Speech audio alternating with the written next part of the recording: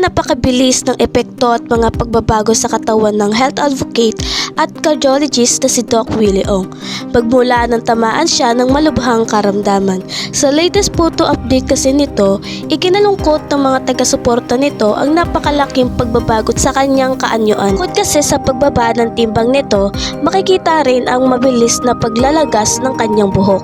8 araw lang ang pagitan mula sa huli nitong inilabas na video nang kuha noong September 11. Kung nakaraan ay 50% na lang umano ang kanyang buhok, ngayon ay 2% na lang daw ito. Ayon sa pahayag ng celebrity doctor, pasensya na at wala na akong buhok. Parang 2% na lang ang natitira. Second round, okay mo today till Friday, God bless. Sa kabilang banda, makikita rin sa kanyang latest na Facebook post noong nakaraang araw, September 19, 2024, na may iniwan itong isang makabagbag damdamin na mensahe para sa mga kabataan at mga magulang. Nagbigay si Doc Willie ng ilang payo kaugnay sa nararanasan niya, lalo na't mas exposed umano ang mga kabataan sa social media. Naniniwala kasi siya na wala ng ibang dahilan ang pagkakaroon niya ng cancer, kundi dahil sa bashing na dinamdam niya. Ayon sa panimulang caption nito, "Message to the youth and parents from Doc Willie Ong, 9/19/2024. Regarding my sarcoma diagnosis,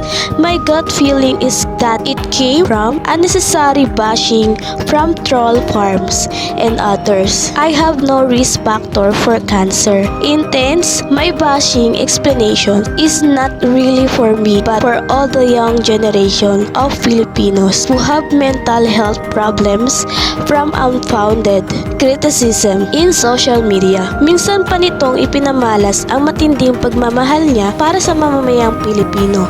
Anya pa, "I really love the younger generation, no matter who you are and who you choose. Truly, I love you as you are. God loves you. I forgive you if you bashed me in the past." Sa huli, hinimok niya ito ang lahat na maging matatag at magkaroon ng mas mapayapang buhay sa pamamagitan ng pagpapatawad sa kaaway at sa pag-extend ng pagmamahal sa lahat. Ni-reveal din ito na ongoing na ang ikalawang cycle ng kanyang chemotherapy ngayong linggo.